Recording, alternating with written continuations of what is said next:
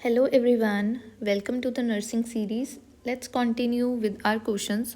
So, साडा first question है जी, what is the priority nursing intervention to prevent thrombus formation in capillaries in a child with sickle cell anemia? So sickle cell anemia वाली condition 'ਚ ਕੀ ਹੁੰਦਾ ਆ ਕਿ ਜਿਹੜੇ RBCs normally ਸਾਡੇ blood ਦੇ ਵਿੱਚ ਡਿਸਕ ਸ਼ੇਪਡ ਹੁੰਦੇ ਆ ਸਿਕਲ ਸੈਲ ਅਨੀਮੀਆ ਦੇ ਵਿੱਚ ਉਹ RBCs ਸਿਕਲ ਸ਼ੇਪਡ ਹੋ ਜਾਂਦੇ ਹੈਗੇ ਆ ਐਂਡ ਜਦੋਂ ਇਹ ਕਾਫੀ ਸਾਰੇ ਐਬਨੋਰਮਲ ਸਿਕਲ ਸ਼ੇਪਡ RBCs ਹੁੰਦੇ ਆ ਉਹ ਇੱਕ ਜਗ੍ਹਾ 'ਤੇ ਇਕੱਠੇ ਹੋਣ ਲੱਗਦੇ ਆ ਤਾਂ ਉਹ ਥ੍ਰੋਂਬਸ ਫਾਰਮ ਕਰਦੇ ਆ ਜਦੋਂ ਥ੍ਰੋਂਬਸ ਫਾਰਮ ਹੋ ਗਿਆ ਉਹਦੇ ਨਾਲ ਕੀ ਹੋਊਗਾ ਕੈਪਿਲਰੀ ਬਲੋਕੇਜ ਹੁੰਦੀ ਆ ਜਿਹਦੇ ਨਾਲ ਬਲੱਡ ਫਲੋ ਰਿਡਿਊਸ ਹੋ ਜਾਂਦਾ ਹੈਗਾ ਆ ਐਂਡ ਜਦੋਂ ਬਲੱਡ ਫਲੋ ਰਿਡਿਊਸ ਹੋ ਗਿਆ ਟਿਸ਼ੂਸ ਤੱਕ ਆਕਸੀਜਨ ਨਹੀਂ ਪਹੁੰਚੂਗੀ ਟਿਸ਼ੂ ਹਾਈਪੋਕਸੀਆ ਹੁੰਦਾ ਆ ਸੋ ਸਿਕਲ ਸੈਲ ਅਨੀਮੀਆ ਵਾਲੇ ਬੱਚੇ 'ਚ ਥ੍ਰੋਂਬਸ ਫਾਰਮੇਸ਼ਨ ਪ੍ਰੀਵੈਂਟ ਕਰਨ ਲਈ ਕੀ ਇੰਟਰਵੈਂਸ਼ਨ ਲਓਗੇ ਤੁਸੀਂ option A encourage bed rest bed rest pain control ਕਰਨ ਲਈ ਹੈਲਪਫੁਲ ਹੁੰਦਾ ਆ ਬਟ ਇਹ ਥ੍ਰੋਂਬਸ ਫਾਰਮੇਸ਼ਨ ਨੂੰ ਡਾਇਰੈਕਟਲੀ ਪ੍ਰੀਵੈਂਟ ਨਹੀਂ ਕਰਦਾ ਹੈਗਾ this is wrong option B administer oxygen so oxygen hypoxia ਨੂੰ ਟਰੀਟ ਕਰਨ ਲਈ ਦਿੱਤਾ ਜਾਂਦਾ ਹੈਗਾ ਆ ਬਟ ਆਪਾਂ ਕਲੌਟ ਫਾਰਮੇਸ਼ਨ ਨੂੰ ਰੋਕਣ ਲਈ ਥ੍ਰੋਂਬਸ ਨੂੰ ਪ੍ਰੀਵੈਂਟ ਕਰਨ ਲਈ ਆਕਸੀਜਨ ਦੇ ਸਕਦੇ ਹੈਗੇ ਆ ਨੋ ਇਹ ਜਸਟ ਸਪੋਰਟਿਵ ਟਰੀਟਮੈਂਟ ਹੁੰਦਾ ਹੈਗਾ ਆ ਆਪਸ਼ਨ ਸੀ ਐਨਕਰੇਜ ਫਲੂਇਡਸ ਸੋ ਸਿਕਲ ਸੈਲ ਅਨੀਮੀਆ ਦੇ ਵਿੱਚ ਡੀਹਾਈਡਰੇਸ਼ਨ RBCs ਨੂੰ ਹੋਰ ਜ਼ਿਆਦਾ ਸਿਕਲ ਸ਼ੇਪ ਬਣਾਉਂਦੀ ਹੈਗੀ ਆ ਜਿਹਦੇ ਨਾਲ ਫਿਰ ਕੈਪਿਲਰੀਜ਼ ਬਲੌਕ ਹੋਣਾ ਸਟਾਰਟ ਹੁੰਦੀਆਂ ਆ ਸੋ ਇਸ ਕਰਕੇ ਜੇ ਅਸੀਂ ਜ਼ਿਆਦਾ ਫਲੂਇਡਸ ਦੇਵਾਂਗੇ ਸੋ ਉਹਦੇ ਨਾਲ ਕੀ ਹੋਊਗਾ ਕਿ ਜੋ RBCs ਹੈਗੇ ਆ ਉਹ ਕੈਪਿਲਰੀਜ਼ ਤੋਂ ਈਜ਼ੀਲੀ ਮੂਵ ਕਰਦੇ ਜਾਓਗੇ ਐਂਡ ਬਲੋਕੇਜ ਨਹੀਂ ਹੁੰਦੀ ਸੋ ਇਸ ਕਰਕੇ ਫਲੂਇਡਸ ਇਨਕਰੇਜ ਕਰਨਾ ਸਭ ਤੋਂ ਇੰਪੋਰਟੈਂਟ ਇੰਟਰਵੈਂਸ਼ਨ ਆਪਣਾ ਇਸ ਕੇਸ ਦੇ ਵਿੱਚ ਆ ਜਾਂਦਾ ਹੈਗਾ ਆ ਠੀਕ ਹੈ ਜੀ ਬਿਕੋਜ਼ ਹਾਈਡਰੇਸ਼ਨ ਬਲੱਡ ਨੂੰ ਥਿਨ ਰੱਖਦੀ ਆ ਯੈਸ ਇਹ ਪ੍ਰਾਇੋਰਿਟੀ ਨਰਸਿੰਗ ਇੰਟਰਵੈਂਸ਼ਨ ਆ ਆਪਸ਼ਨ ਡੀ ਐਡਮਿਨਿਸਟਰ ਪ੍ਰਿਸਕ੍ਰਾਈਬਡ ਐਂਟੀਕੋਗੂਲੈਂਟਸ ਹੁਣ ਐਂਟੀਕੋਗੂਲੈਂਟਸ ਕਲੌਟ ਫਾਰਮੇਸ਼ਨ ਨੂੰ ਪ੍ਰੀਵੈਂਟ ਕਰਦੇ ਹੈਗੇ ਆ ਬਟ ਇਹ ਸਿਕਲ ਸੈਲ ਡਿਸੀਜ਼ ਦੇ ਵਿੱਚ ਰੂਟੀਨ ਪ੍ਰੀਵੈਂਸ਼ਨ ਦੇ ਲਈ ਨਹੀਂ ਯੂਜ਼ ਹੁੰਦੇ ਸੋ ਕਰੈਕਟ ਆਨਸਰ ਜਿਹੜਾ ਸਾਡਾ ਪ੍ਰਾਇੋਰਿਟੀ ਆਊਗੀ ਉਹ ਐਨਕਰੇਜ ਫਲੂਇਡਸ ਹੀ ਆਊਗਾ ਆਪਸ਼ਨ ਸੀ ਕਰੈਕਟ ਆ ਨੈਕਸਟ ਕੁਐਸਚਨ ਹੈ ਜੀ IMNCI stands for so IMNCI ਦੀ ਫੁੱਲ ਫਾਰਮ ਹੁੰਦੀ ਆ integrated management of neonatal and childhood illnesses ਸਾਡੇ ਕੋਲ ਆਪਸ਼ਨਸ ਕੀ ਦਿੱਤੀਆਂ ਆ option A integrated management of neonatal and childhood illnesses so first option ਹੀ ਆਪਣੇ ਕੋਲ ਕਰੈਕਟ ਦਿੱਤੀ ਹੋਈ ਆ ਐਂਡ ਇਹ ਜੋ IMNCI ਆ ਇਹ ਇੱਕ ਇੰਪੋਰਟੈਂਟ ਚਾਈਲਡ ਹੈਲਥ ਪ੍ਰੋਗਰਾਮ ਹੈਗਾ ਆ ਜੋ ਕਿ ਨਿਓਨੇਟਲ ਅਤੇ ਚਾਈਲਡਹੁੱਡ ਇਲਨੈਸਿਸ ਦੀ ਅਰਲੀ ਆਈਡੈਂਟੀਫਿਕੇਸ਼ਨ ਅਤੇ ਮੈਨੇਜਮੈਂਟ ਦੇ ਲਈ ਯੂਜ਼ ਹੁੰਦਾ ਆ ਹੁਣ IMNCI ਪ੍ਰੋਗਰਾਮ ਦਾ ਮੇਨ ਗੋਲ ਹੁੰਦਾ ਆ ਕਿ ਨਿਓਨੇਟਲ ਤੇ ਅੰਡਰ 5 ਚਿਲਡਰਨ ਦੀ ਜੋ ਮੋਰਟੈਲਿਟੀ ਰੇਟ ਹੈਗਾ ਆ ਉਹਨੂੰ ਰਿਡਿਊਸ ਕਰਨਾ next question is which of the following are congenital abnormalities in newborn except so congenital abnormality ਦਾ ਮਤਲਬ ਜੋ ਵੀ ਡਿਫੈਕਟ ਐਟ ਬਰਥ ਪ੍ਰੈਜ਼ੈਂਟ ਹੁੰਦਾ ਆ ਇਸ ਕੁਐਸਚਨ 'ਚ ਅਸੀਂ ਐਕਸੈਪਸ਼ਨ ਫਾਈਂਡ ਕਰਨੀ ਹੈਗੀ ਆ ਜੋ ਕਿ ਕੰਜੈਨੀਟਲ ਐਬਨੋਰਮੈਲਿਟੀ ਨਹੀਂ ਹੈਗੀ ਆਪਸ਼ਨਸ ਨੇ ਏ ਕਲੱਬ ਫੁੱਟ ਇਹਦੇ ਵਿੱਚ ਫੁੱਟ ਇਨਵਰਡ ਟਵਿਸਟਡ ਹੁੰਦਾ ਆ ਐਟ ਬਰਥ ਐਂਡ ਇਹ ਬਰਥ ਟਾਈਮ ਹੀ ਪ੍ਰੈਜ਼ੈਂਟ ਹੁੰਦਾ ਆ ਸੋ ਇਸ ਕਰਕੇ ਕੰਜੈਨੀਟਲ ਐਬਨੋਰਮੈਲਿਟੀ ਆ option B meningitis meningitis means infection of meninges and ਇਹ ਬਰਥ ਤੋਂ ਬਾਅਦ ਡਿਵੈਲਪ ਹੁੰਦੀ ਆ ਸੋ ਇਹ ਕੰਜੈਨੀਟਲ ਐਬਨੋਰਮੈਲਿਟੀ ਨਹੀਂ ਆ ਆਪਸ਼ਨ ਸੀ ਟ੍ਰੇਕਿਓਈਸੋਫੇਜੀਅਲ ਫਿਸਟੂਲਾ ਇਸ ਕੰਡੀਸ਼ਨ ਦੇ ਵਿੱਚ ਐਬਨੋਰਮਲ ਕਨੈਕਸ਼ਨ ਪ੍ਰੈਜ਼ੈਂਟ ਹੁੰਦਾ ਹੈ ਬਿਟਵੀਨ ਟ੍ਰੈਕੀਆ ਐਂਡ ਈਸੋਫੇਗਸ ਸੋ ਜੋ ਟ੍ਰੇਕਿਓਈਸੋਫੇਜੀਅਲ ਫਿਸਟੂਲਾ ਹੈਗਾ ਹੈ ਬਰਥ ਟਾਈਮ ਹੀ ਪ੍ਰੈਜ਼ੈਂਟ ਹੁੰਦਾ ਹੈ ਸੋ ਇਸ ਕਰਕੇ ਇਹ ਵੀ ਕੰਜੈਨੀਟਲ ਐਬਨੋਰਮੈਲਿਟੀ ਆ ਆਪਸ਼ਨ ਡੀ ਸਪਾਈਨਾ ਬਾਈਫਿਡਾ ਸੋ ਸਪਾਈਨਾ ਬਾਈਫਿਡਾ ਨਿਊਰਲ ਟਿਊਬ ਡਿਫੈਕਟ ਹੁੰਦਾ ਆ ਐਂਡ ਇਹ ਵੀ ਪ੍ਰੈਜ਼ੈਂਟ ਹੁੰਦਾ ਆ ਐਟ ਬਰਥ ਸੋ ਇਹ ਵੀ ਕੰਜੈਨੀਟਲ ਆ ਕੁਐਸਚਨ 'ਚ ਸਾਨੂੰ ਪੁੱਛਿਆ ਕਿ all of the following are congenital abnormalities in newborn except ਕਿਹੜੀ ਇੱਕ ਨਹੀਂ ਹੈਗੀ so correct answer is option B meningitis ਇਹ ਕੰਜੈਨੀਟਲ ਐਬਨੋਰਮੈਲਿਟੀ ਨਹੀਂ ਆ Next question है जी in which of the following conditions rule of 10 is used as a reference to determine that the patient is fit for surgery so rule of 10 ਕਿਹੜੀ condition 'ਚ use ਹੁੰਦਾ ਹੈ options ਨੇ ਏ ਇੰਪਰਫੋਰੇਟਡ ਏਨਸ B ਟ੍ਰੇਕਿਓਈਸੋਫੇਜੀਅਲ ਫਿਸਟੂਲਾ ਸੀ cleft lip D ਕੰਜੈਨੀਟਲ heart defect ਸੋ ਜੋ rule of 10 ਹੈਗਾ ਆ ਇਹ use ਹੁੰਦਾ ਆ ਇਨ ਕਲੈਫਟ ਲਿਪ ਸਰਜਰੀ ਸੋ ਕਲੈਫਟ ਲਿਪ ਸਰਜਰੀ ਕਰਨ ਤੋਂ ਪਹਿਲਾਂ ਬੇਬੀ ਦੀ ਕੰਡੀਸ਼ਨ ਚੈੱਕ ਕਰਨ ਲਈ ਯੂਜ਼ ਹੁੰਦਾ ਆ ਇਹ and this rule states that baby should have 10 weeks age 10 pounds weight and 10 gram hemoglobin. So rule of 10 ensure ਕਰਦਾ ਆ ਕਿ ਬੇਬੀ ਐਨਸਥੀਜ਼ੀਆ ਟੋਲਰੇਟ ਕਰ ਸਕਦਾ ਆ ਅਤੇ ਸਰਜਰੀ ਸੇਫਲੀ ਹੋ ਸਕਦੀ ਹੈਗੀ ਆ, ਠੀਕ ਹੈ ਜੀ। ਸੋ ਕਰੈਕਟ ਆਨਸਰ ਆਪਣਾ ਕੀ ਆ ਜਾਊਗਾ, option C cleft lip. Next question ਹੈ ਜੀ, which of the following is the primary mode of transmission for influenza virus. So influenza virus mainly infected person ਦੇ ਕਫ ਜਾਂ ਸਨੀਜ਼ ਕਰਨ ਦੇ ਨਾਲ ਏਅਰ ਡ੍ਰੌਪਲੇਟਸ ਦੇ ਥਰੂ ਸਪਰੈਡ ਹੁੰਦਾ ਆ। ਸੋ ਮੋਡ ਆਫ ਟਰਾਂਸਮਿਸ਼ਨ ਕਿਹੜਾ ਹੁੰਦਾ ਇਹਦੇ ਸਪਰੈਡ ਹੋਣ ਦਾ, option A vector borne, B vehicle borne, C air borne, D fomite born.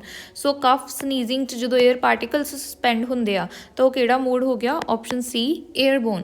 ਹੁਣ ਬਾਕੀ ਜੋ ਮੋਡਸ ਆਪਣੇ ਕੋਲ ਦਿੱਤੇ ਹੋਏ ਆ, first vector borne. Vector borne ਇਹ ਉਹ ਮੋਡ ਹੁੰਦਾ ਆ ਜੋ ਕਿ ਲਾਈਕ ਮਸਕੀਟੋ ਜਾਂ ਫਲਾਈਜ਼ ਜਾਂ ਟਿਕ ਦੇ ਬਾਈਟ ਕਰਨ ਨਾਲ ਡਿਸੀਜ਼ ਸਪਰੈਡ ਹੁੰਦੀ ਜਿਹੜੇ ਰਸਤੇ ਦੇ ਥਰੂ, ਫॉर ਐਗਜ਼ਾਮਪਲ ਇਹ ਮਲੇਰੀਆ ਦੇ ਵਿੱਚ। Option B vehicle borne. Vehicles ਦੀਆਂ ਐਗਜ਼ਾਮਪਲਸ ਹੁੰਦੀਆਂ ਆ, ਫॉर ਐਗਜ਼ਾਮਪਲ ਕੰਟੈਮੀਨੇਟਿਡ ਫੂਡ ਹੋ ਗਿਆ, ਕੰਟੈਮੀਨੇਟਿਡ ਵਾਟਰ ਔਰ ਮਿਲਕ, ਉਹਦੇ ਥਰੂ ਸਪਰੈਡ ਹੋਣਾ। ਆਪਸ਼ਨ ਸੀ ਏਅਰਬੋਰਨ ਆਪਾਂ ਕਰ ਲਈ, ਜੋ ਸਪਰੈਡ ਹੁੰਦੀ ਹੈ ਥਰੂ ਇਨਫੈਕਟਡ ਡ੍ਰੌਪਲੇਟਸ ਜਾਂ respiratory secretions. And option D fomite borne, ਇਹ ਹੁੰਦੀ ਆ ਯੂਜ਼ਿੰਗ ਇਨਫੈਕਟਡ ਟੋਵਲਸ, ਯੂਟੈਂਸਿਲਸ ਜਾਂ touching infected door handles. Next question ਹੈ ਜੀ, which of the following food borne disease is caused by protozoa. Option A amoebiasis. So amoebiasis protozoa ਦੇ ਨਾਲ ਕਾਜ਼ ਹੁੰਦੀ ਆ, ਯੈਸ। ਅਮੀਬੀਐਸਿਸ ਪ੍ਰੋਟੋਜ਼ੋਅਲ ਇਨਫੈਕਸ਼ਨ ਹੈਗੀ ਆ ਜੋ ਕਿ ਕੰਟੈਮੀਨੇਟਿਡ ਫੂਡ ਦੇ ਵਾਟਰ ਦੇ ਥਰੂ ਸਪਰੈਡ ਹੁੰਦਾ ਹੈਗਾ ਆ। ਹੁਣ ਇਹਨੂੰ ਕਾਜ਼ ਕਰਨ ਵਾਲਾ ਕਿਹੜਾ ਪ੍ਰੋਟੋਜ਼ੋਆ ਹੁੰਦਾ ਆ, that is Entamoeba ਹਿਸਟੋਲਿਟਿਕਾ।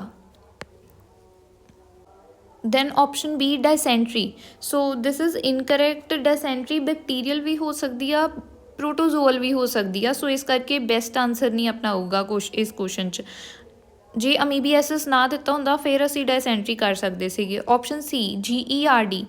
GERD means gastro oesophageal reflux disease. ਹੁਣ ਇਹਦਾ ਕਾਜ਼ ਕੀ ਹੁੰਦਾ ਆ, ਐਸਿਡ ਰਿਫਲਕਸ ਹੋਣ ਦੇ ਨਾਲ ਇਹ ਹੁੰਦਾ ਆ, ਕੋਈ ਪ੍ਰੋਟੋਜ਼ੋਆ ਇਹਨੂੰ ਕਾਜ਼ ਨਹੀਂ ਕਰਦਾ ਹੈਗਾ। ਸੋ ਇਹ ਇਨਫੈਕਸ਼ਨ ਨਹੀਂ ਹੁੰਦਾ ਐਂਡ ਇਹ ਪ੍ਰੋਟੋਜ਼ੋਆ ਦੇ ਨਾਲ ਰਿਲੇਟਡ ਨਹੀਂ ਹੁੰਦਾ। This is also incorrect. Option D scabies. Scabies skin infection ਹੈਗੀ ਆ ਜੋ ਕਿ ਮਾਈਟ ਦੇ ਨਾਲ ਹੁੰਦਾ ਹੈਗਾ ਆ, ਫੂਡ ਬੋਰਨ ਡਿਸੀਜ਼ ਨਹੀਂ ਆ ਇਹ ਵੀ। So this is also incorrect. Correct answer ਆਪਣਾ ਇਹਦੇ ਵਿੱਚ ਕੀ ਆ ਗਿਆ, option A amoebiasis. Next question ਹੈ ਜੀ, which of the following communicable disease is called German measles. So given options ਚੋਂ ਕਿਹੜੀ ਡਿਸੀਜ਼ ਨੂੰ ਜਰਮਨ ਮੀਜ਼ਲਸ ਵੀ ਕਿਹਾ ਜਾਂਦਾ ਆ। Option A mumps, B rubella, C diphtheria and D pertussis. So German measles actual 'ਚ rubella disease ਦਾ ਹੀ ਦੂਸਰਾ ਨਾਮ ਹੈਗਾ ਆ ਜੋ ਕਿ ਵਾਇਰਲ ਕਮਿਊਨੀਕੇਬਲ ਡਿਸੀਜ਼ ਹੈਗੀ ਆ ਐਂਡ ਇਹ ਟਰਾਂਸਮਿਟ ਹੁੰਦੀ ਆ ਥਰੂ ਰੈਸਪੀਰੇਟਰੀ ਡ੍ਰੌਪਲੇਟਸ। ਸੋ ਕਰੈਕਟ ਆਨਸਰ ਆਪਣਾ ਕੀ ਆ ਗਿਆ ਇੱਥੇ, ਆਪਸ਼ਨ ਬੀ ਰੂਬੈਲਾ।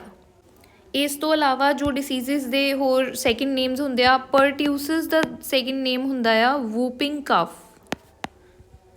ਦੈਨ ਇਸ ਤੋਂ ਇਲਾਵਾ ਆ ਜਾਂਦਾ ਹੈ rubeola. Rubeola is name for measles. And chicken pox ਦਾ ਦੂਸਰਾ ਨਾਮ ਕੀ ਹੈ, ਚਿਕਨ ਪੌਕਸ ਦਾ ਨਾਮ ਹੈਗਾ ਆ ਵੈਰੀਸੇਲਾ। Next question is, what is the primary purpose of administering booster dose after primary vaccination? Primary vaccination ਤੋਂ ਬਾਅਦ ਬੂਸਟਰ ਡੋਜ਼ ਦੇਣ ਦਾ ਮੇਨ ਕੰਮ ਕੀ ਹੈਗਾ ਆ। ਸੋ ਬੂਸਟਰ ਡੋਜ਼ ਦਿੱਤਾ ਜਾਂਦਾ ਹੈਗਾ ਆ ਬੋਡੀ ਦੀ ਆਲਰੇਡੀ ਡਿਵੈਲਪਡ ਇਮਿਊਨਿਟੀ ਨੂੰ ਸਟਰੋਂਗ ਕਰਨ ਦੇ ਲਈ, ਬਿਕੋਜ਼ ਪ੍ਰਾਇਮਰੀ ਵੈਕਸੀਨੇਸ਼ਨ ਤੋਂ ਬਾਅਦ ਟਾਈਮ ਦੇ ਨਾਲ ਜੋ ਐਂਟੀਬੋਡੀਜ਼ ਹੁੰਦੇ ਆ ਉਹ ਡਿਕਰੀਜ਼ ਹੋ ਜਾਂਦੀਆਂ ਆ ਐਂਡ ਜੋ ਬੂਸਟਰ ਡੋਜ਼ ਹੁੰਦੀ ਆ ਉਹਨਾਂ ਐਂਟੀਬੋਡੀਜ਼ ਨੂੰ ਦੁਬਾਰਾ ਸਟਰੋਂਗ ਕਰਦਾ ਹੈਗਾ। ਸੋ ਬੂਸਟਰ ਡੋਜ਼ ਦਾ ਕੰਮ ਕੀ ਆ, ਐਂਟੀਬੋਡੀ ਲੈਵਲਸ ਨੂੰ ਦੁਬਾਰਾ ਇੰਕਰੀਜ਼ ਕਰਨਾ। ਸੋ ਆਪਣੇ ਕੋਲ ਆਪਸ਼ਨਸ ਨੇ, A start immunity, this is incorrect.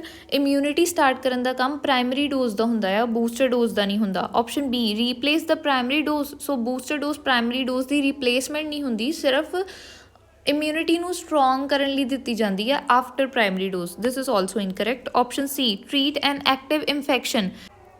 Vaccines active infection ਨੂੰ ਟਰੀਟ ਨਹੀਂ ਕਰਦੀਆਂ ਹੈਗੀਆਂ, ਪ੍ਰੀਵੈਂਟ ਕਰਨ ਦਾ ਕੰਮ ਕਰਦੀਆਂ ਆ। So this is also wrong. Option D boost declining antibody levels. So yes this is correct. Booster dose ਦਾ ਮੇਨ ਪਰਪਸ ਐਂਟੀਬੋਡੀ ਲੈਵਲਸ ਨੂੰ ਦੁਬਾਰਾ ਇੰਕਰੀਜ਼ ਕਰਨਾ ਹੀ ਹੁੰਦਾ ਆ। ਸੋ ਕਰੈਕਟ ਆਨਸਰ ਆਪਣਾ ਆ ਗਿਆ ਆਪਸ਼ਨ ਡੀ। ਨੈਕਸਟ ਕੁਐਸਚਨ ਹੈ ਜੀ which female mosquito transmits malaria to humans. Malaria ਸਿਰਫ ਫੀਮੇਲ ਐਨੋਫਲੀਸ ਮਸਕੀਟੋ ਦੀ ਬਾਈਟ ਦੇ ਨਾਲ ਟਰਾਂਸਮਿਟ ਹੁੰਦਾ ਆ, ਕਿਉਂਕਿ ਫੀਮੇਲ ਮਸਕੀਟੋ ਆਪਣੇ ਐਗਸ ਡਿਵੈਲਪ ਕਰਨ ਲਈ ਬਲੱਡ ਸਕ ਕਰਦੀ ਹੈਗੀ ਆ। ਹੁਣ ਇਹ ਸਿਰਫ ਫੀਮੇਲ ਮਸਕੀਟੋ ਹੀ ਬਾਈਟ ਕਰਦੀ ਆ ਅਤੇ ਮਲੇਰੀਆ ਸਪਰੈਡ ਕਰਦੀ ਆ, ਮੇਲ ਮਸਕੀਟੋ ਬਾਈਟ ਨਹੀਂ ਕਰਦਾ ਹੈਗਾ। ਆਪਣੇ ਕੋਲ ਹੁਣ ਆਪਸ਼ਨਸ ਦਿੱਤੀਆਂ ਨੇ ਏ ਕਿਊਲੈਕਸ। ਸੋ ਕਿਊਲੈਸ ਮਸਕੀਟੋ ਜੋ ਆ ਮਲੇਰੀਆ ਕੌਜ਼ ਨਹੀਂ ਕਰਦਾ ਹੈਗਾ, ਫਾਈਲੇਰੀਐਸਿਸ ਕੌਜ਼ ਕਰਦਾ ਹੈਗਾ ਆ। ਸੋ ਇਹ ਆਪਸ਼ਨ ਰੋਂਗ ਹੋ ਗਈ। Option B Anopheles, this is correct. Anopheles female mosquito ਹੈਗੀ ਆ ਜਿਹਦੀ ਬਾਈਟ ਦੇ ਨਾਲ ਮਲੇਰੀਆ ਟਰਾਂਸਮਿਟ ਹੁੰਦਾ ਆ। ਆਪਸ਼ਨ ਸੀ ਏਡਿਸ। ਸੋ ਏਡਿਸ ਇਜਿਪਟਾਈ ਜੋ ਆ ਇਹ ਮੇਨਲੀ ਡੇਂਗੂ ਔਰ ਚਿਕਨਗੁਨੀਆ ਫੀਵਰ ਜੋ ਆ ਉਹ ਸਪਰੈਡ ਕਰਦੀ ਹੈਗੀ ਆ। Next option D Mansonia. So Mansonia mosquito ਵੀ ਫਾਈਲੇਰੀਐਸਿਸ ਕੌਜ਼ ਕਰਦਾ ਹੈਗਾ, ਸਪਰੈਡ ਕਰਦਾ ਆ। ਮਲੇਰੀਆ ਦੇ ਲਈ ਆਪਣੇ ਕੋਲ ਕਿਹੜਾ ਆ ਜਾਂਦਾ ਆ Anopheles. Correct answer is option B. Next question ਹੈ ਜੀ window period in HIV means. Window period ਦਾ ਮਤਲਬ ਹੁੰਦਾ ਆ ਉਹ ਟਾਈਮ ਪੀਰੀਅਡ ਜਦੋਂ HIV ਜਾਂ ਏਡਸ ਬੋਡੀ 'ਚ ਪ੍ਰੈਜ਼ੈਂਟ ਤਾਂ ਹੁੰਦਾ ਆ ਬਟ ਐਂਟੀਬੋਡੀਜ਼ ਡਿਟੈਕਟ ਨਹੀਂ ਹੁੰਦੀਆਂ ਟੈਸਟ ਦੇ ਵਿੱਚ, ਕਿਉਂਕਿ ਐਂਟੀਬੋਡੀਜ਼ ਹਾਲੇ ਡਿਵੈਲਪ ਹੀ ਨਹੀਂ ਹੋਈਆਂ ਹੁੰਦੀਆਂ। ਪਰ ਪੇਸ਼ੈਂਟ ਇਨਫੈਕਸ਼ੀਅਸ ਹੁੰਦਾ ਆ, ਡਿਸੀਜ਼ ਟਰਾਂਸਮਿਟ ਕਰ ਸਕਦਾ ਹੈਗਾ ਆ ਪੇਸ਼ੈਂਟ। ਹੁਣ ਆਪਣੇ ਕੋਲ ਆਪਸ਼ਨਸ ਨੇ ਕਿ ਵਿੰਡੋ ਪੀਰੀਅਡ ਇਨ HIV ਦਾ ਕੀ ਮਤਲਬ ਆ। Option A antibody levels R at there maximum, this is incorrect. Window period ਦੇ ਵਿੱਚ ਐਂਟੀਬੋਡੀ ਲੈਵਲਸ ਡਿਟੈਕਟੇਬਲ ਹੀ ਨਹੀਂ ਹੁੰਦਾ ਹੈਗਾ, ਅਨਡਿਟੈਕਟੇਬਲ, ਤਾਈਓ ਤਾਂ ਟੈਸਟ ਨੈਗੇਟਿਵ ਹੁੰਦਾ ਆ। This is incorrect. Option B virus is eliminated from the body. No, window period 'ਚ virus body 'ਚ ਆਲਰੇਡੀ ਪ੍ਰੈਜ਼ੈਂਟ ਹੁੰਦਾ ਆ, ਐਲੀਮੀਨੇਟ ਨਹੀਂ ਹੁੰਦਾ, ਜਸਟ ਅਨਡਿਟੈਕਟੇਬਲ ਹੁੰਦਾ ਆ। Option C the patient is infectious but test negative. Yes this is correct. ਇਹਨੂੰ ਹੀ ਵਿੰਡੋ ਪੀਰੀਅਡ ਕਹਿੰਦੇ ਆ ਬਿਕੋਜ਼ ਇਹਦੇ ਵਿੱਚ ਪੇਸ਼ੈਂਟ ਇਨਫੈਕਸ਼ੀਅਸ ਤਾਂ ਹੁੰਦਾ ਆ ਪਰ ਉਹਦਾ ਟੈਸਟ ਰਿਜ਼ਲਟਸ ਨੈਗੇਟਿਵ ਆਉਂਦੇ ਹੈਗੇ ਆ। Option D HIV is cured. So ਇਹ ਵੀ ਇਨਕਰੈਕਟ ਹੈਗਾ ਆ। ਵਿੰਡੋ ਪੀਰੀਅਡ ਕਿਉਰ ਦਾ ਸਟੇਜ ਨਹੀਂ ਹੈਗਾ, ਇਹ ਅਰਲੀ ਇਨਫੈਕਸ਼ਨ ਸਟੇਜ ਹੁੰਦਾ ਆ। Next question है जी a client at 35 weeks gestation reports that her breathing has become difficult.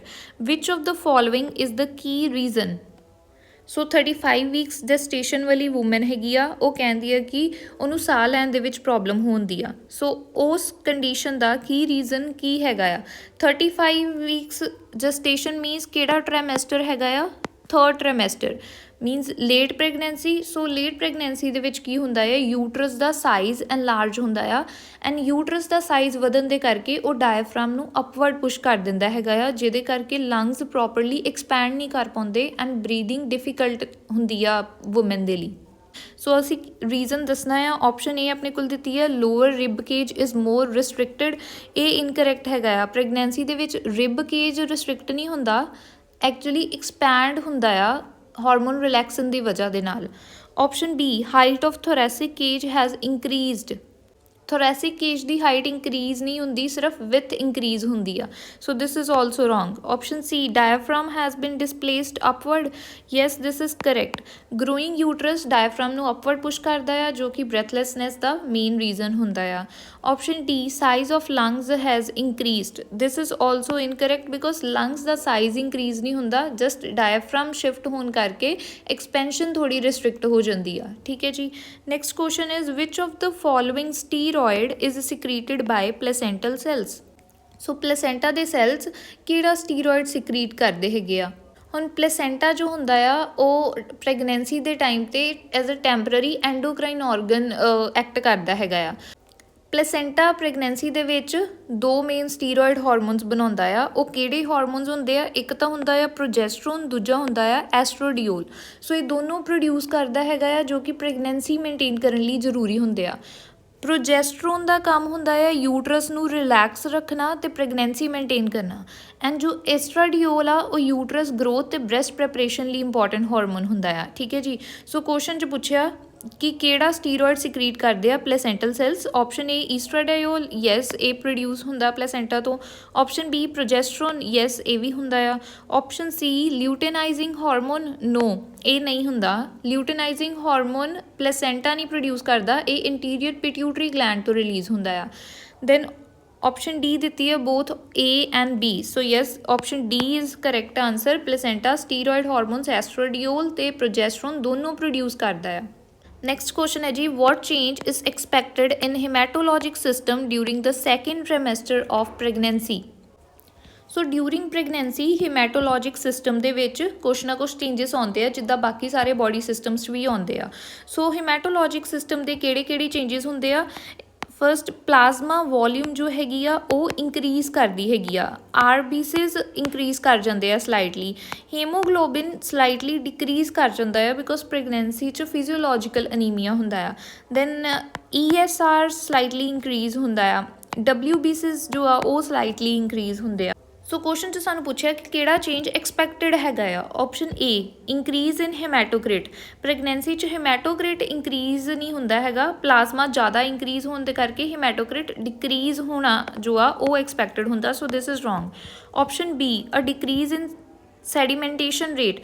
ਸੋ ਅਸੀਂ ਕੀ ਪੜ੍ਹਿਆ ਕਿ ਇਰੀਥਰੋਸਾਈਟ ਸੈਡੀਮੈਂਟੇਸ਼ਨ ਰੇਟ ਕੀ ਹੁੰਦਾ ਆ ਇੰਕਰੀਜ਼, ਡਿਕਰੀਜ਼ ਨਹੀਂ ਹੁੰਦਾ। So this is incorrect. Option C a decrease in WBCs। WBCs increase ਹੁੰਦੇ ਆ, ਡਿਕਰੀਜ਼ ਨਹੀਂ ਹੁੰਦੇ। This is also incorrect. Increase ਹੋਣ ਦਾ ਰੀਜ਼ਨ ਹੁੰਦਾ ਆ ਕਿ ਇਨਫੈਕਸ਼ਨ ਤੋਂ ਪ੍ਰੋਟੈਕਸ਼ਨ ਦੇ ਲਈ ਇੰਕਰੀਜ਼ ਹੁੰਦੇ ਆ। Option D N increase in blood volume. So yes this is correct answer. ਇਹ ਚੀਜ਼ ਐਕਸਪੈਕਟਡ ਹੈਗੀ ਆ ਬਿਕੋਜ਼ ਪ੍ਰੈਗਨੈਂਸੀ ਦੇ ਸੈਕਿੰਡ ਟ੍ਰਾਈਮੈਸਟਰ ਦੇ ਵਿੱਚ ਸਭ ਤੋਂ ਇੰਪੋਰਟੈਂਟ ਹੀਮੈਟੋਲੋਜੀਕਲ ਸਾਈਨ ਇਹੀ ਹੁੰਦਾ ਆ ਮੈਟਰਨਲ ਬਲੱਡ ਵੋਲਿਊਮ ਇੰਕਰੀਜ਼ ਹੋਣੀ। ਐਂਡ ਯੂਜੂਅਲੀ 30 to 50% ਤੱਕ ਇਹ ਇੰਕਰੀਜ਼ ਹੋ ਜਾਂਦੀ ਹੈਗੀ ਆ ਤਾਂ ਕਿ ਫੀਟਸ ਨੂੰ ਪ੍ਰੋਪਰ ਆਕਸੀਜਨ ਅਤੇ ਨਿਊਟਰੀਐਂਟਸ ਮਿਲ ਸਕਣ ਅਤੇ ਡਿਲੀਵਰੀ ਟਾਈਮ ਬਲੱਡ ਲਾਸ ਜੋ ਹੋਣਾ ਹੈਗਾ ਆ ਉਹਦੇ ਲਈ ਉਹਨੂੰ ਟੋਲਰੇਟ ਕਰਨ ਲਈ ਮਦਰ ਦੀ ਬੋਡੀ 'ਚ ਐਡਿਕੁਏਟ ਬਲੱਡ ਬਣਦਾ ਹੋਵੇ। ਨੈਕਸਟ ਕੁਐਸਚਨ ਹੈ ਜੀ an increase in which of the following hormones is the precipitating cause of nausea and vomiting during first trimester of pregnancy. So pregnancy ਦੇ ਫਸਟ ਟ੍ਰਾਈਮੈਸਟਰ ਦੇ ਵਿੱਚ ਨੋਜ਼ੀਆ ਅਤੇ ਵੋਮਿਟਿੰਗ ਜਿਹਨੂੰ ਮਾਰਨਿੰਗ ਸਿਕਨੈਸ ਦੇ ਸਾਇੰਸ ਕਿਹਾ ਜਾਂਦਾ ਆ, ਇਹਨਾਂ ਦਾ ਮੇਨ ਰੀਜ਼ਨ ਹੁੰਦਾ ਆ ਹਿਊਮਨ ਕੋਰੀਓਨਿਕ ਗੋਨਾਡੋਟ੍ਰੋਪਿਨ ਹਾਰਮੋਨ ਇੰਕਰੀਜ਼ ਹੋਣਾ। ਜੋ HCG ਹਾਰਮੋਨ ਹੁੰਦਾ ਉਹ ਇੰਕਰੀਜ਼ ਹੁੰਦਾ ਆ ਐਂਡ ਇਹ ਹਾਰਮੋਨ ਪੀਕ ਹੁੰਦਾ ਆ around 8 to 12 weeks of pregnancy 'ਤੇ ਜਾ ਕੇ। ਸੋ ਇਸ ਟਾਈਮ 'ਤੇ ਮਾਰਨਿੰਗ ਸਿਕਨੈਸ ਮੈਕਸੀਮਮ ਹੁੰਦੀ ਆ। ਹੁਣ ਆਪਣੇ ਕੋਲ ਆਪਸ਼ਨਸ ਨੇ ਜਿਨ੍ਹਾਂ 'ਚੋਂ ਅਸੀਂ ਪ੍ਰੈਸੀਪੀਟੇਟਿੰਗ ਕਾਜ਼ ਦੱਸਣਾ ਆ ਨੋਜ਼ੀਆ ਵੋਮਿਟਿੰਗ ਦਾ। Option A oestrogen, B progesterone, C chorionic ਗੋਨਾਡੋਟ੍ਰੋਪਿਨ hormone, D luteinizing hormone. So correct answer ਆਪਣਾ ਕੀ ਆ ਗਿਆ ਜਿਵੇਂ ਮੈਂ ਤੁਹਾਨੂੰ ਦੱਸਿਆ ਆਪਸ਼ਨ C ਕੋਰੀਓਨਿਕ ਗੋਨਾਡੋਟ੍ਰੋਪਿਨ ਹਾਰਮੋਨ। ਜਾਂ ਫਿਰ ਇਹ HCG ਵੀ ਲਿਖਿਆ ਆ ਸਕਦਾ ਤੁਹਾਨੂੰ ਜਾਂ ਹਿਊਮਨ ਕੋਰੀਓਨਿਕ ਗੋਨਾਡੋਟ੍ਰੋਪਿਨ ਹਾਰਮੋਨ ਵੀ ਲਿਖਿਆ ਆ ਸਕਦਾ। ਨੈਕਸਟ ਕੁਐਸਚਨ ਹੈ ਜੀ which of the following are the characteristics of normal healthy amniotic fluid observed during labour. So normal healthy amniotic fluid labour time 'ਤੇ ਕਿੱਦਾਂ ਦਾ ਹੁੰਦਾ ਆ clear, straw coloured, odourless and ਉਹਦੇ ਵਿੱਚ ਥੋੜ੍ਹੇ ਜਿਹੇ ਵਾਈਟ ਸਪੈਕਸ ਪ੍ਰੈਜ਼ੈਂਟ ਹੁੰਦੇ ਆ ਐਂਡ ਉਹ ਜੋ ਵਾਈਟ ਸਪੈਕਸ ਹੁੰਦੇ ਆ ਦੇ ਰਿਪਰੈਜ਼ੈਂਟ ਵਰਨਿਕਸ ਕੇਸੀਓਸਾ ਕਿਉਂਕਿ ਉਹ ਫੀਟਸ ਦੀ ਸਕਿਨ ਤੋਂ ਆਉਂਦੇ ਹੈਗੇ ਆ। ਸੋ ਆਪਣੇ ਕੋਲ ਆਪਸ਼ਨਸ ਨੇ ਹੈਲਦੀ ਐਮਨਿਓਟਿਕ ਫਲੂਇਡ ਨੂੰ ਜੋ ਰਿਪਰੈਜ਼ੈਂਟ ਕਰਦਾ ਹੈ। Option A straw coloured, clear and contains little white specks. So straw colour ਵੀ ਹੁੰਦਾ, ਕਲੀਅਰ ਵੀ ਹੁੰਦਾ, ਵਾਈਟ ਸਪੈਕਸ ਵੀ ਹੁੰਦੇ ਆ। So yes this is correct. Option B clear dark amber and contains shred of mucus। no this is incorrect। dark amber color indicate ਕਰਦਾ ਆ ਕਿ possible fetal compromise ਹੁੰਦੇ ਆ ਜਾਂ ਕੋਈ old blood staining ਹੋ ਸਕਦੀ ਹੈਗੀ ਆ। option C milky greenish yellow and contains shred of mucus। greenish yellow meconium staining the sign ਹੁੰਦਾ ਆ ਜੋ ਕਿ fetal distress indicate ਕਰਦਾ ਹੈ and shreds of mucus ਨਹੀਂ shreds of vernix caseosa present ਹੁੰਦੇ ਆ। Option D greenish yellow cloudy and contains little white specks। so again greenish yellow indicates meconium staining। so A normal healthy amniotic fluid the sign ਨਹੀਂ ਹੁੰਦੇ। next question ਹੈ ਜੀ which of the following is the proper nursing technique for supporting fetal head during crowning in an emergency birth to minimize the trauma। So question 'ਚ ਸਾਨੂੰ ਪੁੱਛਿਆ ਕਿ ਜਦੋਂ emergency birth ਹੁੰਦਿਆ ਆ ਅਤੇ ਉਸ ਟਾਈਮ 'ਤੇ ਫੀਟਲ ਹੈਡ ਨੂੰ ਟਰੋਮਾ ਪ੍ਰੀਵੈਂਟ ਕਰਨ ਲਈ ਜਾਂ ਫੀਟਲ ਹੈਡ ਨੂੰ ਸਪੋਰਟ ਕਰਨ ਲਈ ਕਰਾਊਨਿੰਗ ਦੇ ਟਾਈਮ 'ਤੇ ਕਿਹੜੀ ਟੈਕਨੀਕ ਅਸੀਂ ਯੂਜ਼ ਕਰਾਂਗੇ। ਕਰਾਊਨਿੰਗ ਮੀਨਸ ਜਦੋਂ ਬੇਬੀ ਦਾ ਹੈਡ ਪਰਮਾਨੈਂਟਲੀ ਵਜਾਈਨਲ ਓਪਨਿੰਗ 'ਤੇ ਵਿਜ਼ੀਬਲ ਹੋ ਜਾਂਦਾ ਆ। ਸੋ ਇਹਦੇ ਤੋਂ ਸਾਨੂੰ ਪਤਾ ਲੱਗਦਾ ਕਿ ਬੇਬੀ ਦਾ ਬਰਥ ਜਿਹੜਾ ਹੈਗਾ ਆ ਉਹ ਜਲਦੀ ਥੋੜ੍ਹਾ ਟਾਈਮ 'ਚ ਹੋ ਜਾਊਗਾ। ਸੋ ਇੱਥੇ ਨਰਸ ਦਾ ਰੋਲ ਰਹਿੰਦਾ ਆ ਕਿ ਫੀਟਲ ਹੈਡ ਨੂੰ ਇੰਜਰੀ ਪ੍ਰੀਵੈਂਟ ਕਰਨੀ ਹੈਗੀ ਆ ਜਿੰਨੀ ਘੱਟ ਤੋਂ ਘੱਟ ਹੋ ਸਕੇ। ਸੋ ਕੁਐਸਚਨ ਇਜ਼ ਕਿ ਫੀਟਲ ਹੈਡ ਨੂੰ ਸਪੋਰਟ ਕਰਨ ਦੀ ਪ੍ਰੋਪਰ ਨਰਸਿੰਗ ਟੈਕਨੀਕ ਕੀ ਆ। Option A apply suprapubic pressure, incorrect. ਜੋ ਸੁਪਰਾਪਿਊਬਿਕ ਪ੍ਰੈਸ਼ਰ ਹੈਗਾ ਆ ਇਹ ਮੈਕ ਰੋਬਰਟਸ ਮੈਨੂਅਰ 'ਚ ਯੂਜ਼ ਹੁੰਦਾ ਆ। ਇਹ ਕਿਹੜੀ ਕੰਡੀਸ਼ਨ 'ਚ ਯੂਜ਼ ਹੁੰਦਾ ਆ? ਇਨ ਸ਼ੋਲਡਰ ਡਿਸਟੋਸ਼ੀਆ। ਸੋ ਕਰਾਊਨਿੰਗ ਸਪੋਰਟ ਲਈ ਨਹੀਂ ਇਹ ਹੁੰਦਾ। Option D distribute the fingers evenly around the head. So yes this is correct because ਇਹ ਫੀਟਲ ਹੈਡ ਨੂੰ ਇਹਦੇ ਨਾਲ ਅਸੀਂ ਸਪੋਰਟ ਕਰਾਂਗੇ ਇਸ ਟੈਕਨੀਕ ਦੇ ਨਾਲ ਐਂਡ ਫੀਟਲ ਹੈਡ ਇੰਜਰੀ ਅਸੀਂ ਪ੍ਰੀਵੈਂਟ ਕਰਾਂਗੇ ਇਸ ਟੈਕਨੀਕ ਦੇ ਨਾਲ। ਐਂਡ ਕੁਐਸਚਨ 'ਚ ਸਾਨੂੰ ਫੀਟਲ ਹੈਡ ਸਪੋਰਟ ਬਾਰੇ ਹੀ ਪੁੱਛਿਆ ਆ। Option C place hand firmly against the ਪੈਰੀਨੀਅਮ।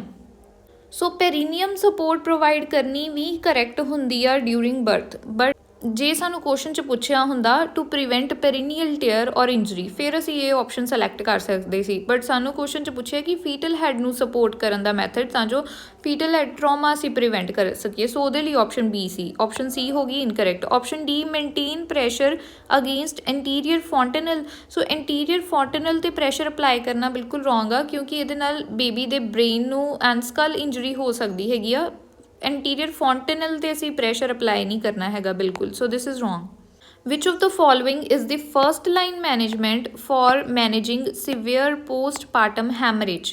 ਸਾਨੂੰ ਪੁੱਛਿਆ ਗਿਆ ਆ ਫਰਸਟ ਲਾਈਨ ਮੈਨੇਜਮੈਂਟ ਕੀ ਹੋਊਗੀ ਪੋਸਟਪਾਰਟਮ ਹੈਮਰੇਜ ਦੇ ਸੀਵੀਅਰ ਕੇਸ ਨੂੰ ਮੈਨੇਜ ਕਰਨ ਲਈ। ਆਪਸ਼ਨਸ ਨੇ A administration of IV fluids। So this is incorrect. IV fluids important ਹੁੰਦੇ ਆ as a supportive treatment. Postpartum haemorrhage ਵਾਲੇ ਪੇਸ਼ੈਂਟ ਦੇ ਵਿੱਚ ਬਲੱਡ ਲਾਸ ਕਾਫੀ ਹੁੰਦਾ ਆ, ਸ਼ੌਕ ਦਾ ਰਿਸਕ ਹੁੰਦਾ ਆ। ਸ਼ੌਕ ਨੂੰ ਪ੍ਰੀਵੈਂਟ ਕਰਨ ਲਈ ਉਹ ਯੂਜ਼ਫੁਲ ਹੁੰਦੇ ਹੈਗੇ ਆ ਬਟ ਇਹ ਡਾਇਰੈਕਟਲੀ ਬਲੀਡਿੰਗ ਨੂੰ ਸਟਾਪ ਨਹੀਂ ਕਰਦੇ ਹੈਗੇ। ਸੋ ਇਸ ਕਰਕੇ ਫਰਸਟ ਲਾਈਨ ਮੈਨੇਜਮੈਂਟ ਦੇ ਵਿੱਚ ਨਹੀਂ ਅਸੀਂ ਇਹਨੂੰ ਸਿਲੈਕਟ ਕਰਾਂਗੇ, ਸਪੋਰਟਿਵ ਟਰੀਟਮੈਂਟ ਦੇ ਵਿੱਚ ਇਹ ਆ ਜਾਂਦੇ ਆ। ਆਪਸ਼ਨ ਬੀ ਦਿੱਤੀ ਹੈ ਇਮੀਡੀਏਟ ਸਰਜੀਕਲ ਇੰਟਰਵੈਂਸ਼ਨ। ਸੋ ਸਰਜਰੀ ਐਮਰਜੈਂਸੀ ਬੈਕਅਪ ਟਰੀਟਮੈਂਟ ਹੁੰਦਾ ਆ ਜਦੋਂ ਮੈਡੀਕਲ ਟਰੀਟਮੈਂਟ ਫੇਲ ਹੋ ਜੇ, ਸਭ ਤੋਂ ਪਹਿਲਾਂ ਅਸੀਂ ਸਰਜਰੀ ਨਹੀਂ ਕਰਨ ਲੱਗ ਜਾਂਦੇ। So this is also wrong. Option C administration of uterotonics. Yes this is correct. ਇਹ ਫਰਸਟ ਲਾਈਨ ਟਰੀਟਮੈਂਟ 'ਚ ਆਉਂਦਾ ਹੈਗਾ ਆ। ਪੋਸਟਪਾਰਟਮ ਹੈਮਰੇਜ ਦਾ ਸਭ ਤੋਂ ਮੇਨ ਕਾਜ਼ ਕੀ ਹੁੰਦਾ ਆ? ਯੂਟਰਾਈਨ ਏਟੋਨੀ। ਯੂਟਰਾਈਨ ਏਟੋਨੀ ਮੀਨਸ ਯੂਟਰਸ ਕੰਟਰੈਕਟ ਨਾ ਕਰ ਪਾਉਣਾ। ਸੋ ਇਸ ਕਰਕੇ ਸਾਡਾ ਫਰਸਟ ਲਾਈਨ ਟਰੀਟਮੈਂਟ ਹੁੰਦਾ ਆ ਕਿ ਅਸੀਂ ਯੂਟਰੋਟੋਨਿਕ ਡਰੱਗ ਦੇ ਦਿੰਦੇ ਹੈਗੇ ਆ ਜਿਹਦੇ 'ਚ ਸਾਡਾ ਕਿਹੜਾ ਡਰੱਗ ਆ ਜਾਂਦਾ ਆ? ਆਕਸੀਟੋਸਿਨ। ਹੁਣ ਜ਼ਿਆਦਾਤਰ ਕੇਸਿਸ ਪੋਸਟਪਾਰਟਮ ਹੈਮਰੇਜ ਦੇ ਯੂਟਰਾਈਨ ਏਟੋਨੀ ਦੇ ਕਰਕੇ ਹੁੰਦੇ ਹੈਗੇ ਆ। ਸੋ ਉਸ ਕੇਸਿਸ ਦੇ ਵਿੱਚ ਜੋ ਯੂਟਰੋਟੋਨਿਕਸ ਹੈਗੇ ਆ ਇਹ ਯੂਟਰਸ ਕੰਟਰੈਕਸ਼ਨ ਇੰਕਰੀਜ਼ ਕਰਦੇ ਆ ਅਤੇ ਬਲੀਡਿੰਗ ਕੰਟਰੋਲ ਕਰਨ ਦੇ ਵਿੱਚ ਹੈਲਪ ਕਰਦੇ ਆ। So yes this is correct option. Option D application of vaginal pressure ਬੈਂਡੇਜਿਸ।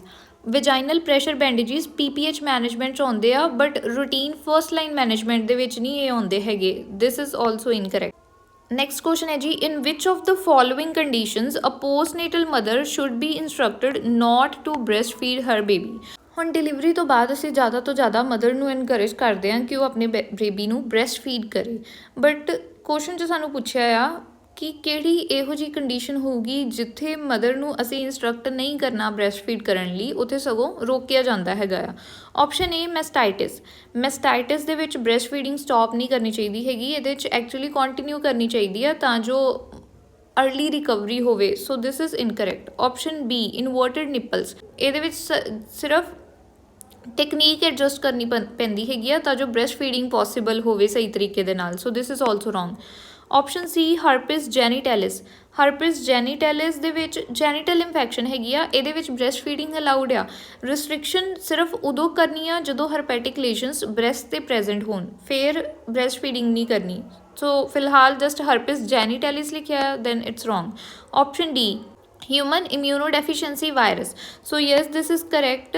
HIV infection breast feeding ਦੀ ਇੰਪੋਰਟੈਂਟ ਕੌਂਟਰਾਇੰਡੀਕੇਸ਼ਨ ਹੁੰਦੀ ਆ ਕਿਉਂਕਿ ਵਾਇਰਸ ਬ੍ਰੈਸਟ ਮਿਲਕ ਦੇ ਥਰੂ ਟਰਾਂਸਫਰ ਹੋ ਸਕਦਾ ਹੈਗਾ ਆ ਬੇਬੀ ਨੂੰ।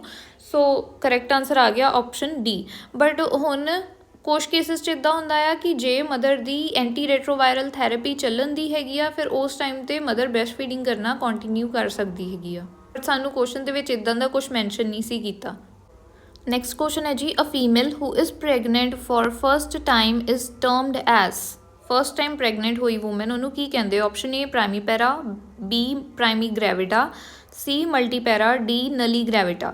ਸੋ ਜਦੋਂ ਕੋਈ ਫੀਮੇਲ ਪਹਿਲੀ ਵਾਰੀ ਪ੍ਰੈਗਨੈਂਟ ਹੁੰਦੀ ਆ ਤਾਂ ਉਹਨੂੰ ਪ੍ਰਾਈਮੀ ਗ੍ਰੈਵਿਡਾ ਕਿਹਾ ਜਾਂਦਾ ਹੈਗਾ ਆ। ਸੋ ਕਰੈਕਟ ਆਨਸਰ ਆ ਗਿਆ option B.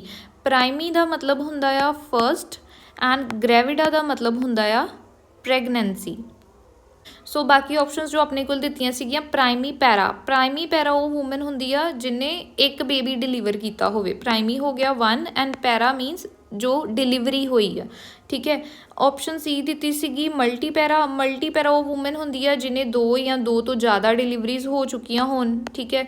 Then option D ਆ ਗਈ ਨਲੀ ਗ੍ਰੈਵਿਡਾ ਦਾ ਮਤਲਬ ਕੀ ਹੋ ਗਿਆ, ਪ੍ਰੈਗਨੈਂਸੀ। ਨਲੀ ਮੀਨਸ 0 ਨਨ। ਨਲੀ ਗ੍ਰੈਵਿਡਾ ਉਹ ਵੂਮਨ ਹੁੰਦੀ ਆ ਜੋ ਕਦੇ ਪ੍ਰੈਗਨੈਂਟ ਹੀ ਨਹੀਂ ਹੋਈ ਹੁੰਦੀ, ਠੀਕ ਹੈ ਜੀ। ਨੈਕਸਟ ਕੁਐਸਚਨ ਹੈ ਜੀ, which of the following is the risk factor for development of breast cancer. So breast cancer ਦਾ ਮੇਜਰ ਹਾਰਮੋਨਲ ਰਿਸਕ ਫੈਕਟਰ ਹੁੰਦਾ ਆ increased lifetime exposure to oestrogen. ਹੁਣ ਇੱਕ ਤਾਂ ਇਹਦਾ ਰੀਜ਼ਨ ਹੋ ਸਕਦਾ ਆ ਬ੍ਰੈਸਟ ਕੈਂਸਰ ਹੋਣ ਦੇ ਪਿੱਛੇ ਕਿ ਫੈਮਿਲੀ ਹਿਸਟਰੀ ਹੈਗੀ ਆ, ਠੀਕ ਹੈ। ਦੈਨ ਇਸ ਤੋਂ ਇਲਾਵਾ ਐਸਟ੍ਰੋਜਨ ਐਕਸਪੋਜਰ ਹੋਣ ਦਾ ਰਿਸਕ ਇੰਕਰੀਜ਼ ਉਦੋਂ ਹੁੰਦਾ ਆ ਜਦੋਂ ਪ੍ਰੈਗਨੈਂਸੀ ਡਿਲੇ ਹੋਵੇ ਜਾਂ ਫਿਰ ਪ੍ਰੈਗਨੈਂਸੀ ਹੋਈ ਨਾ ਹੋਵੇ, ਨਲੀ ਪੈਰਸ ਹੋਵੇ ਵੂਮਨ। ਸੋ ਸਾਨੂੰ ਪੁੱਛਿਆ ਕਿ ਬ੍ਰੈਸਟ ਕੈਂਸਰ ਡਿਵੈਲਪ ਹੋਣ ਦਾ ਰਿਸਕ ਫੈਕਟਰ ਕਿਹੜਾ ਆ। ਆਪਸ਼ਨਸ ਨੇ A late menarche breast cancer risk increase ਨਹੀਂ ਕਰਦਾ ਹੈਗਾ, ਇਹ ਐਕਚੁਅਲੀ ਬ੍ਰੈਸਟ ਕੈਂਸਰ ਦਾ ਰਿਸਕ ਡਿਕਰੀਜ਼ ਕਰਦਾ ਹੈਗਾ ਆ। So this is wrong. Option B early menopause oestrogen exposure ਘੱਟ ਕਰ ਦਿੰਦਾ ਆ ਜਿਹਦੇ ਕਰਕੇ ਰਿਸਕ ਡਿਕਰੀਜ਼ ਹੁੰਦਾ ਆ। So this is also wrong. Option C breast feeding breast cancer ਤੋਂ ਪ੍ਰੋਟੈਕਸ਼ਨ ਦਿੰਦਾ ਹੈਗਾ ਆ, ਰਿਸਕ ਇੰਕਰੀਜ਼ ਨਹੀਂ ਕਰਦਾ। So this is also wrong. Option D nulliparity, yes. So ਇਹ ਬ੍ਰੈਸਟ ਕੈਂਸਰ ਡਿਵੈਲਪਮੈਂਟ ਦਾ ਰਿਸਕ ਫੈਕਟਰ ਹੈਗਾ ਆ। ਨਲੀ ਪੈਰਿਟੀ ਮਤਲਬ ਫੀਮੇਲ ਨੇ ਕਦੇ ਪ੍ਰੈਗਨੈਂਸੀ ਐਕਸਪੀਰੀਅੰਸ ਹੀ ਨਹੀਂ ਕੀਤੀ ਐਂਡ ਇਹ ਬ੍ਰੈਸਟ ਕੈਂਸਰ ਦਾ ਇੰਪੋਰਟੈਂਟ ਰਿਸਕ ਫੈਕਟਰ ਹੁੰਦਾ ਆ ਕਿਉਂਕਿ ਐਸਟ੍ਰੋਜਨ ਐਕਸਪੋਜਰ ਜ਼ਿਆਦਾ ਟਾਈਮ ਤੱਕ ਰਹਿੰਦਾ ਹੈਗਾ ਆ ਇਨ ਨਲੀ ਪੈਰਿਸ ਵੂਮਨ। ਹੁਣ ਜੇ ਰੀਪਰੋਡਕਟਿਵ ਏਜ ਦੇ ਵਿੱਚ ਪ੍ਰੈਗਨੈਂਸੀ ਹੁੰਦੀ ਹੈਗੀ ਆ ਤਾਂ ਉਹਦੇ ਨਾਲ ਕੀ ਹੁੰਦਾ, ਜਿਹੜੀ ਬ੍ਰੈਸਟ ਸੈਲਸ ਆ ਉਹ ਮੈਚਿਓਰ ਹੋ ਜਾਂਦੇ ਆ ਐਂਡ ਐਸਟ੍ਰੋਜਨ ਐਕਸਪੋਜਰ ਰਿਡਿਊਸ ਹੋ ਜਾਂਦਾ ਹੈਗਾ। ਬਟ ਜੇ ਪ੍ਰੈਗਨੈਂਸੀ ਨਹੀਂ ਹੋਣ ਦੀ ਇਨ ਰੀਪਰੋਡਕਟਿਵ ਏਜ ਵੂਮਨ ਨਲੀ ਪੈਰਸ ਹੈਗੀ ਆ ਤਾਂ ਜਦੋਂ ਪ੍ਰੈਗਨੈਂਸੀ ਨਹੀਂ ਹੁੰਦੀ ਤਾਂ ਬ੍ਰੈਸਟ ਸੈਲਸ ਮੈਚਿਓਰ ਨਹੀਂ ਹੁੰਦੇ ਹੈਗੇ ਐਂਡ ਐਸਟ੍ਰੋਜਨ ਦਾ ਐਕਸਪੋਜਰ ਜ਼ਿਆਦਾ ਡਿਊਰੇਸ਼ਨ ਲਈ ਰਹਿੰਦਾ ਹੈਗਾ ਆ ਜੋ ਕਿ ਕੈਂਸਰ ਰਿਸਕ ਇੰਕਰੀਜ਼ ਕਰ ਦਿੰਦਾ ਹੈਗਾ। ਸੋ ਮੇਜਰ ਰਿਸਕ ਫੈਕਟਰਸ ਕਿਹੜੇ ਹੋ ਸਕਦੇ, ਇੱਕ ਤਾਂ ਆਪਾਂ ਕਰ ਲਿਆ ਨਲੀ ਪੈਰਿਟੀ ਦੇ ਨਾਲ ਰਿਸਕ ਇੰਕਰੀਜ਼ ਹੁੰਦਾ ਆ। ਦੈਨ ਅਰਲੀ ਮੇਨੋਪੋਜ਼ ਦੇ ਨਾਲ ਰਿਸਕ ਇੰਕਰੀਜ਼ ਨਹੀਂ ਹੁੰਦਾ, ਲੇਟ ਮੀਨੋਪੋਜ਼ ਰਿਸਕ ਨੂੰ ਇੰਕਰੀਜ਼ ਕਰਦਾ ਹੈਗਾ। ਦੈਨ ਲੇਟ ਮੈਨਾਰਕ ਨਹੀਂ ਆਉਂਦਾ, ਅਰਲੀ ਮੈਨਾਰਕ ਹੋਵੇ ਤੇ ਉਹਦੇ ਨਾਲ ਰਿਸਕ ਇੰਕਰੀਜ਼ ਹੁੰਦਾ ਹੈਗਾ ਆ। ਦੈਨ ਅਗਰ ਫਸਟ ਪ੍ਰੈਗਨੈਂਸੀ ਆਫਟਰ 30 ਇਅਰਸ ਹੁੰਦੀ ਆ ਤਾਂ ਰਿਸਕ ਇੰਕਰੀਜ਼ ਹੋਊਗਾ, ਫੈਮਿਲੀ ਹਿਸਟਰੀ ਹੈਗੀ ਆ ਤਾਂ ਰਿਸਕ ਹਾਈ ਹੋਊਗਾ, ਠੀਕ ਹੈ ਜੀ। Next question is what is the recommended position for a woman in labour to help with fetal descent. Labour 'ਚ ਫੀਟਲ ਡਿਸੈਂਟ ਇੰਪਰੂਵ ਕਰਨ ਲਈ ਬੈਸਟ ਪੋਜੀਸ਼ਨ ਕਿਹੜੀ ਹੁੰਦੀ ਆ। ਆਪਸ਼ਨਸ ਨੇ ਏ ਸੁਪਾਈਨ ਪੋਜੀਸ਼ਨ, ਨੋ ਸੁਪਾਈਨ ਪੋਜੀਸ਼ਨ ਲੇਬਰ ਦੇ ਟਾਈਮ ਅਵੋਇਡ ਕਰਨੀ ਚਾਹੀਦੀ ਆ ਕਿਉਂਕਿ ਇਹਦੇ ਨਾਲ ਸੁਪਾਈਨ ਹਾਈਪੋਟੈਂਸਿਵ ਸਿੰਡਰੋਮ ਹੋਣ ਦਾ ਰਿਸਕ ਇੰਕਰੀਜ਼ ਹੋ ਜਾਂਦਾ ਆ। Option B left lateral position, so yes this is correct.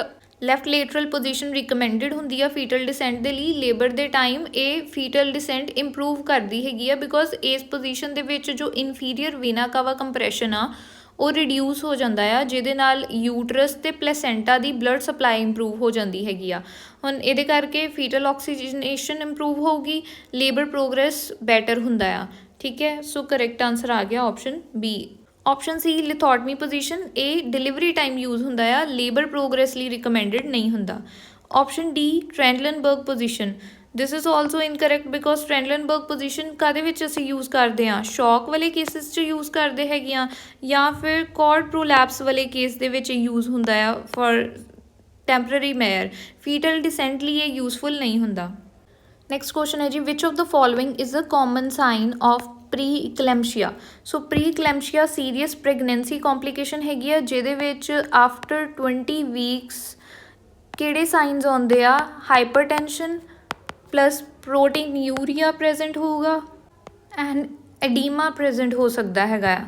ਇਸ ਤੋਂ ਇਲਾਵਾ ਪ੍ਰੀ ਇਕਲੈਮਸ਼ੀਆ ਦੇ ਕੁਝ ਵਾਰਨਿੰਗ ਸਾਈਨਸ ਹੁੰਦੇ ਆ, ਸੀਵੀਅਰ ਹੈਡੇਕ ਹੋਣੀ, ਦੈਨ ਵਿਜ਼ਨ ਬਲਰ ਹੋਣੀ ਸਟਾਰਟ ਹੋ ਜਾਂਦੀ ਹੈਗੀ ਆ, ਸੋ ਬਲਰਿੰਗ ਆਫ ਵਿਜ਼ਨ ਹੋ ਗਿਆ, ਦੈਨ ਐਪੀਗੈਸਟ੍ਰਿਕ ਪੇਨ, ਦੈਨ ਇਸ ਫੇਸ਼ੀਅਲ ਸਵੈਲਿੰਗ ਹੋਣੀ, ਸੋ ਉਹ ਤਾਂ ਅਸੀਂ ਕਰ ਲਿਆ ਕਿ ਐਡੀਮਾ ਦੇ ਵਿੱਚ ਹੀ ਆ ਜਾਂਦਾ ਹੈਗਾ ਆ। Then reduced urine output, so which is common sign of preeclampsia? options ਨੇ A increased appetite, incorrect, A preeclampsia ਦੇ ਸਾਈਨਸ 'ਚ ਆਉਂਦਾ ਹੀ ਨਹੀਂ ਆ। Option B excessive weight loss.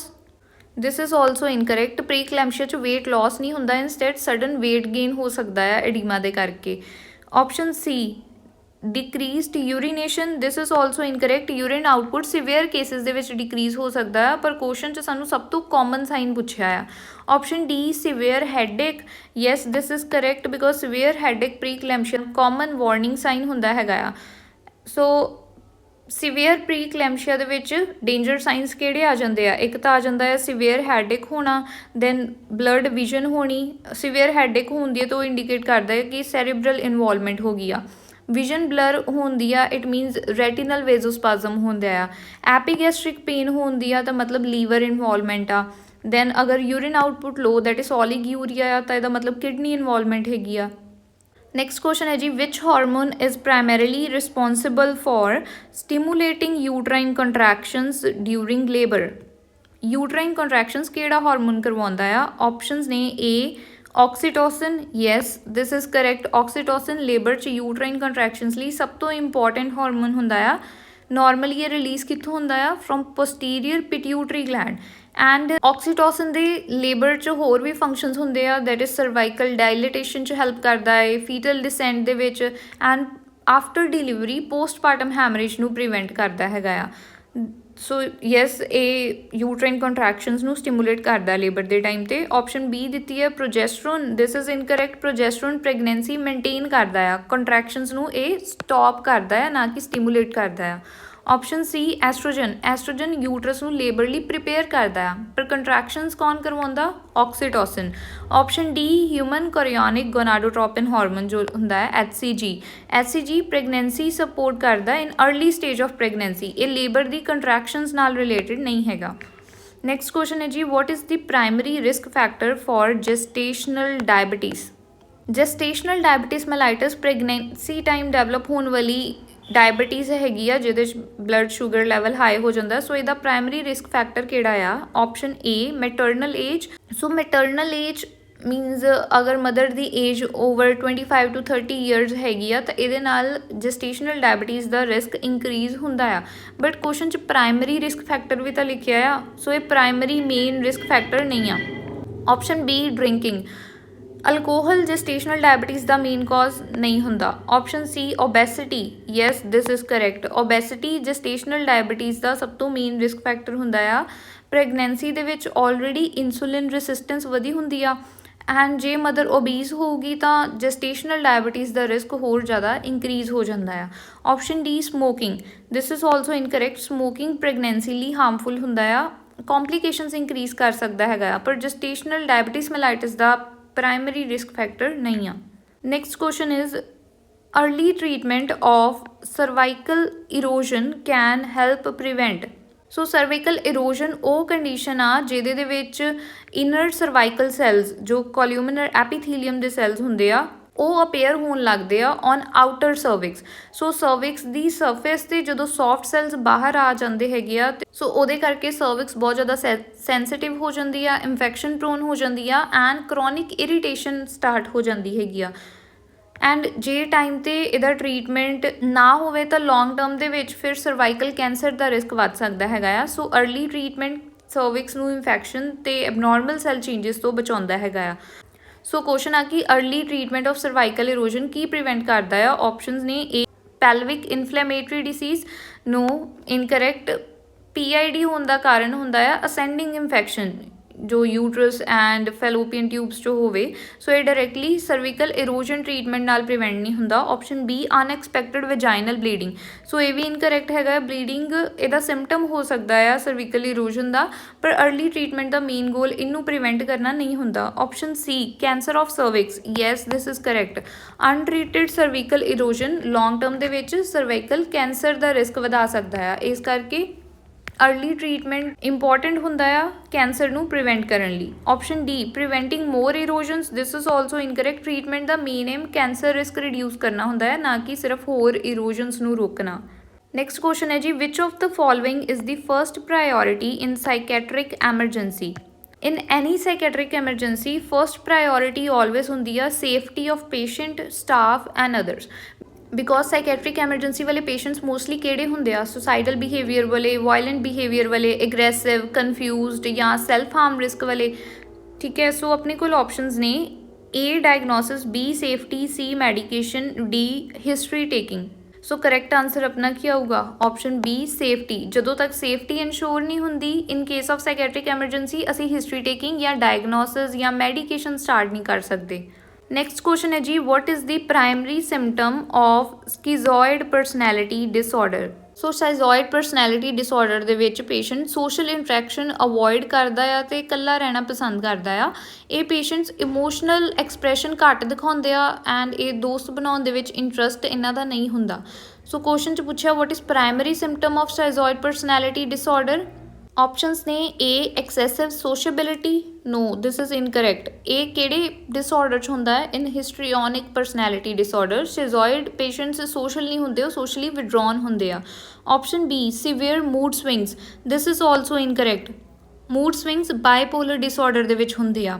Option C grandiosity, this is also incorrect. Grandiosity narcissist personality disorder the feature ਆ।